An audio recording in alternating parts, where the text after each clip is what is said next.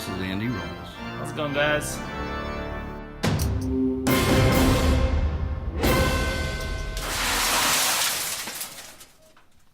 Hi, this is Bodie Pendis with DIY Home and Garden Projects. Today, I'm in Andy Rawls' workshop in Boerne, Texas. Yep. It's hot in here. What is it? 93 degrees in here today.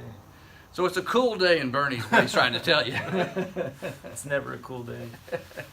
So Andy, tell me, how did you get started doing YouTube videos?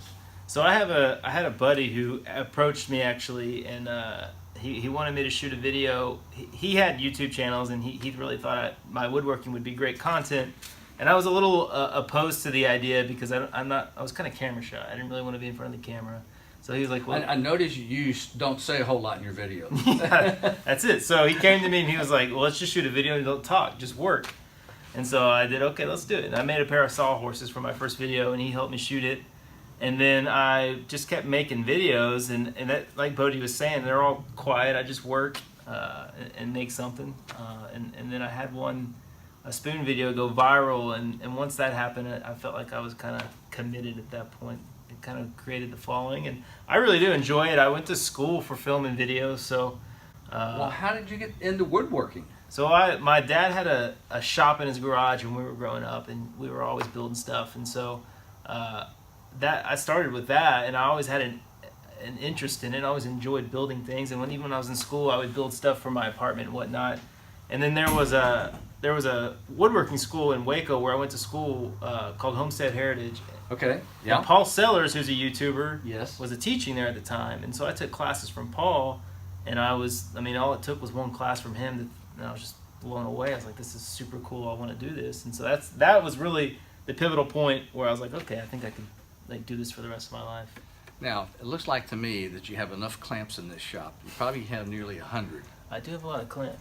And I guess when you start putting together multiple projects, do you ever run out of clamps? I have, yeah. I've run out of... I need more of those, the I-beam type, the orange okay. ones. I like those for tabletops. Okay. I never run out of clamps. So. Well, when you build stuff as large as you have, it's easy to see. You know, after 7 or 8 clamps is not enough. Yeah, that's true. Yeah. So what are some of your favorite tools?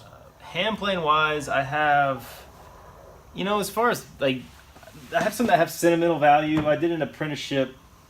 I don't know if this is the one with Brian Boggs, and Brian Boggs is a chair maker who was based out of Kentucky at the time, but he's now in Asheville. No, that's not the right one. And he actually designed this spoke shave. Okay. And Lee Nielsen makes it. It's called the Bog Shave. And I worked with him for 3 months, which is pretty short, but I really enjoyed it. And he sent me home with a cool little engraving in my spoke shave that said "Focus." Show it to the camera. It just says "Focus" on it, which I guess that was just his way of saying stay focused. So if my shop was on fire, I may run in here and grab my spoke shave. And then go get the kids. Yeah. And just the craft makes a difference. Yeah. And I think that's why people watch your channel, is because you have a skill set that not many people have. I really like the traditional approach to woodworking, the hand tools, and I think a lot of people are getting back into that. So I think there's a lot of interest in it. But it is unique. It is super cool to watch, and you find that the saying goes, there's more than one way to skin a cat, and that's in woodworking. You can do things. You can cut a mortise, 10 different ways, and I've always found these creative ways to combine my machines with my hand tools to do my work. So tell the folks, Andy, what is it, the one thing about you that they don't get from your YouTube channel?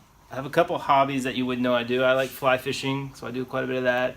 I play soccer. And you do pick up from my videos, since I don't talk a lot in my videos, that I'm not very talkative, but I'm actually a pretty talkative guy.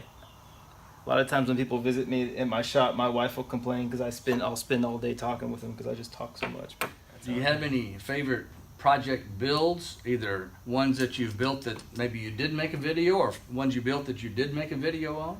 The video, to do one with the video, I think that I did a conference table for my buddy Matt, and that was a really cool, fun build. I was really pleased with how that came out. Although I did drop that table actually. I saw that. Yeah.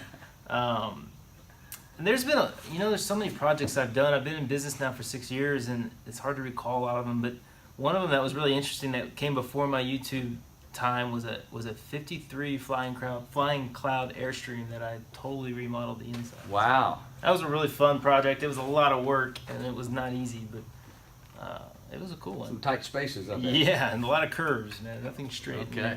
So what do you have coming down the road that we might have an interest in watching?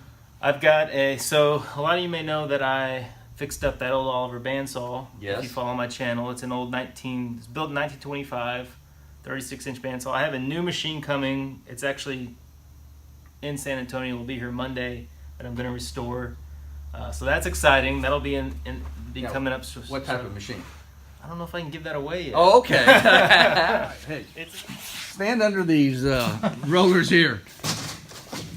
We could have made these just a little bit higher.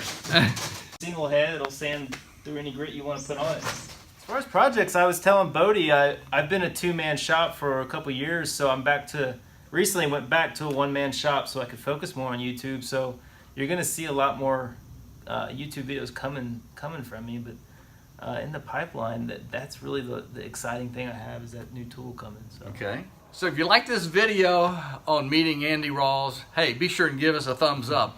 You want to see more of our videos, be sure and subscribe down below. And Absolutely. as usual, come back and see us real soon. Yeah. Thanks, Bodie. Appreciate it, man. You bet.